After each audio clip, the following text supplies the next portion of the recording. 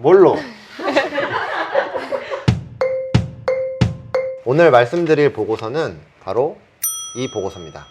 저희 이번에 저희 헬스케어 팀의 꿈나무죠. 이지연 연구원이 작성한 자료고요.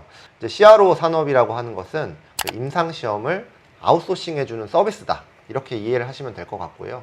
이제 국내에서 처음으로 작성된 보고서이기 때문에 굉장히 좀 의미가 있는 보고서입니다. 결국 이제 이 CRO는 임상시험이 진행이 되면서 임상시험의 가치가 높아질수록 이 수혜를 받는 산업인데, 근데 요즘에 지금 바이오 센티멘트가 굉장히 안 좋잖아. 네.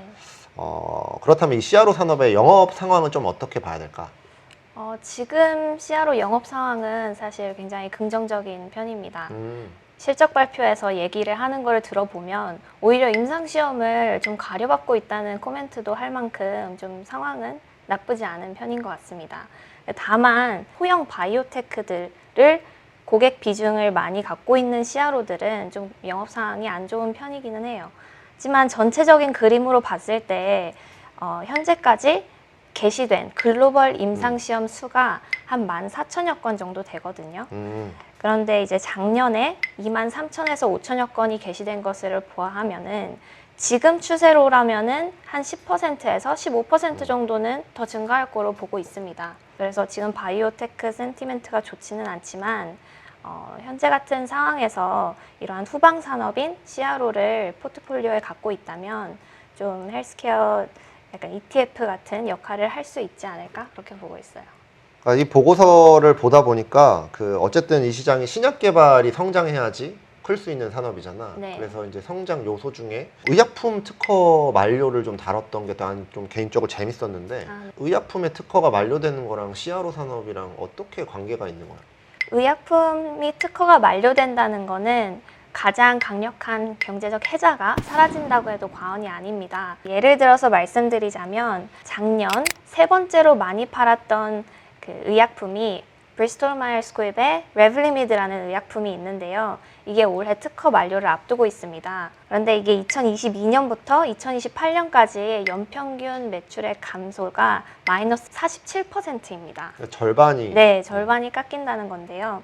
그렇기 때문에 이러한 매출의 공백을 메꾸기 위해서 빅파마들이 R&D에 보다 공격적으로 투자를 할 거다. 그리고 그 수혜가 CRO가 누릴 수 있을 것이다 라고 판단을 하고 있습니다. 그리고 추가적으로 고려해 볼 수 있는 부분은 최근 몇 년간 빅파마들이 구조적인 변화를 하고 있다는 겁니다. 그래서 2010년부터 2020년까지 작년 코로나 매출액을 고려하지 않고 상위 20개 빅파마들의 연평균 연구개발비가 매출액 대비해서 2%씩 더 빠르게 증가를 했거든요. 그리고 매출액 대비 연구개발비 비중도 12.5%에서 17.3%로 증가를 했죠.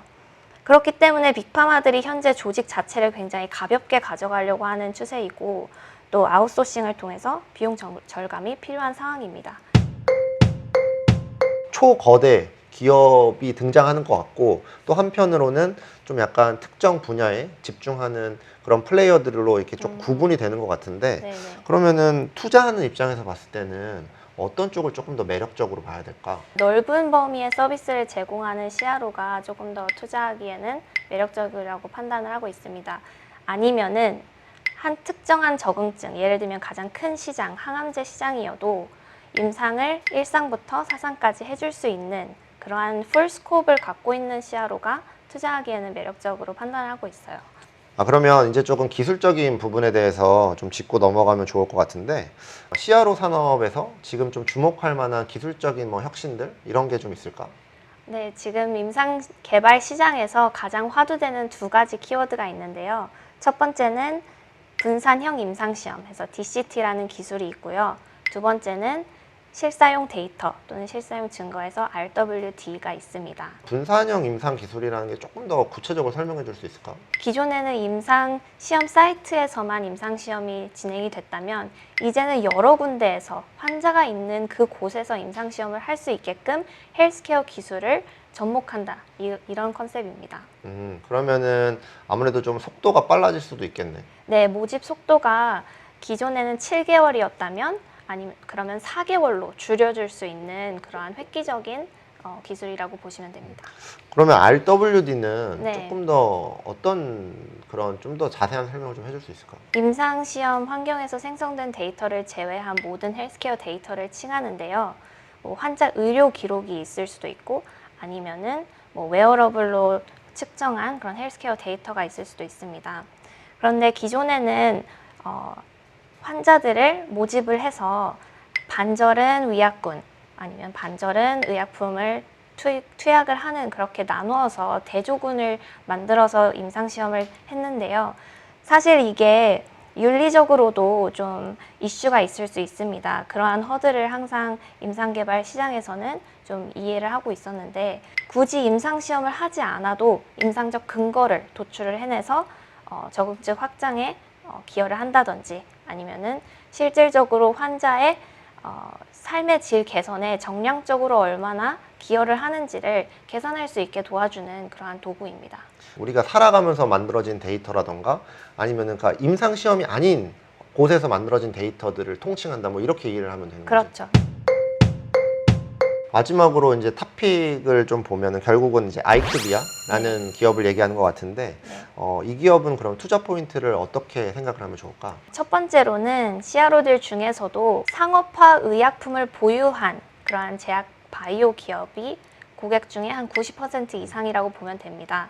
그렇기 때문에 지금 시장 상황에서는 좀 안정적인 매출을 기대할 수 있는 CRO고요. 그리고 두 번째는 RWD 같은 그런 헬스케어 데이터 경쟁력이 업계에서 단연 독보적이라고 보시면 됩니다. 그래서 DCT와 같은 기술력을 합했을 때 신규 수주 경쟁에서 좀 우위를 확보할 수 있다고 보고 있습니다. 세 번째로는 CRO를 볼 때 주목하는 주요 경제 지표인 수주 잔고나 그리고 신규 수주 비율 그리고 인력 측면에서 경쟁사 대비해서 우수한 숫자를 보여주고 있습니다.